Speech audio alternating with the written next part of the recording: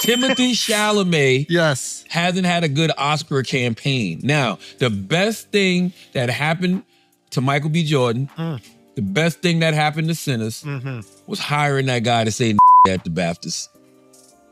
What a take. That was the best thing. That was the best PR. Just slow down for a second. I just want to give you a little chef's kiss right here. That was the best PR. Because now the Oscar's like, man, if we don't give it to him. You see what I'm saying? Charlamagne Tha God didn't float the claim quietly. He delivered it live, attaching his full identity to every word. The allegation that Michael B. Jordan's Oscar win was strategically shaped by his own PR team, framing a Baptist slur into a calculated sympathy narrative, hit the public like a direct strike rather than a rumor. Jamie Foxx responded without hesitation, stepping in to confront Charlamagne in a way meant to shut the situation down. But instead of containing the fallout, his reaction amplified it. Why hire a PR? Why do you have to campaign? It's just the work should... It should be put up, but you still got to campaign. So why just hire a PR to book you on a bunch of late night shows, put you in a bunch of magazines? Go hire Machine Gun, right? Hire a Tourette's guy. Put the Machine Gun in the auditorium. Give him a mic because they mic'd him up.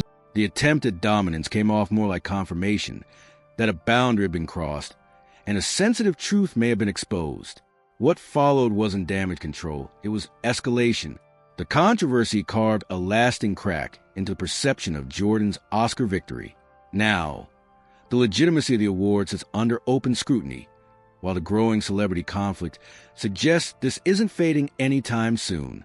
The accusation is anchored to an event that is fully documented and impossible to deny. At the British Academy Film Awards, with Michael B. Jordan and Delroy Lindo on stage presenting, a racial slur was shouted from the audience.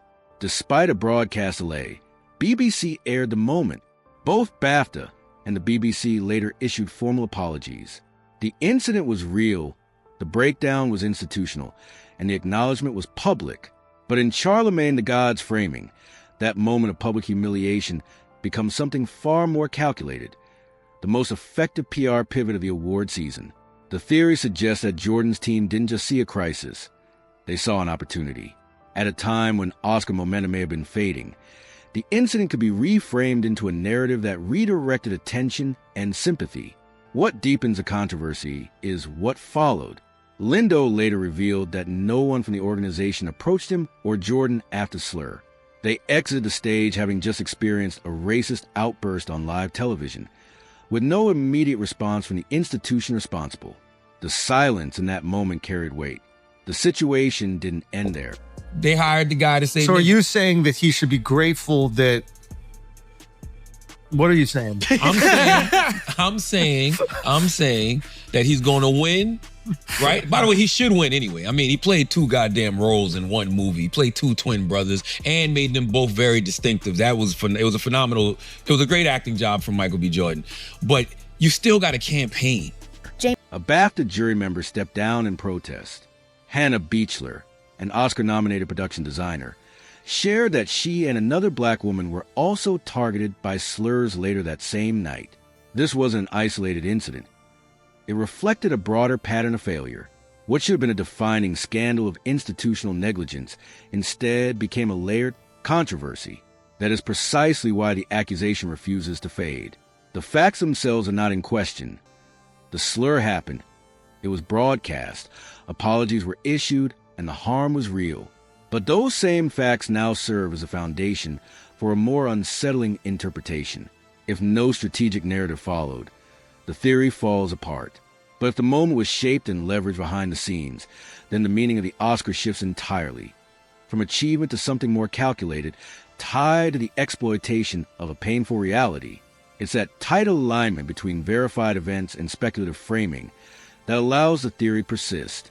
Jamie Foxx stepped into the conflict with a long, public message backing Michael B. Jordan, calling him family and insisting his Oscar was earned. The intention was clear: protection, coming from someone who had already walked that path. It was meant to shut the noise down.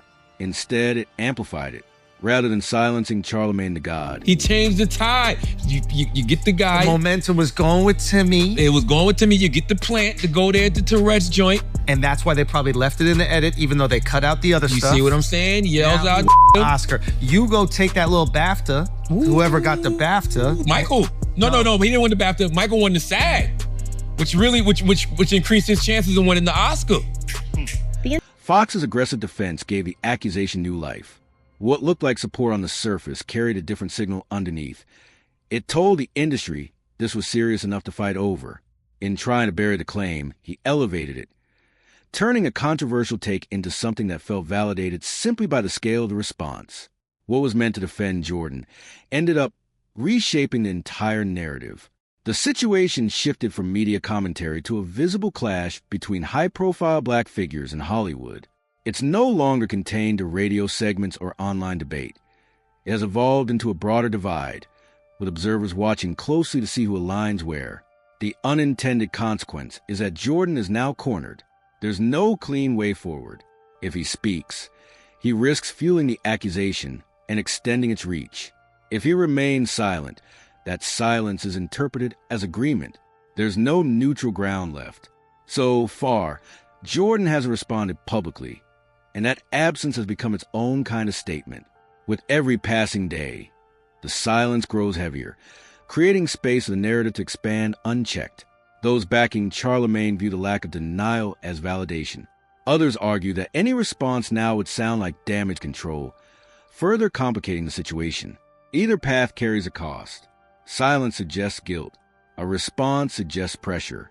And as the standoff continues without resolution, both options deteriorate with time, leaving the controversy. Michael B. Jordan's going to win the Oscar Sunday. You know why? Because he got a great team behind him. He's got a great team behind him, and he's had a great team Oscar campaign. We were just talking about Timothée Chalamet, and I was saying I don't think Timothée Chalamet had a good Oscar campaign. We got Tourette's, bro. I just want to let you know. No, it's a version of it. It's a little bit, but I didn't. Yeah. No, what it is, I forget.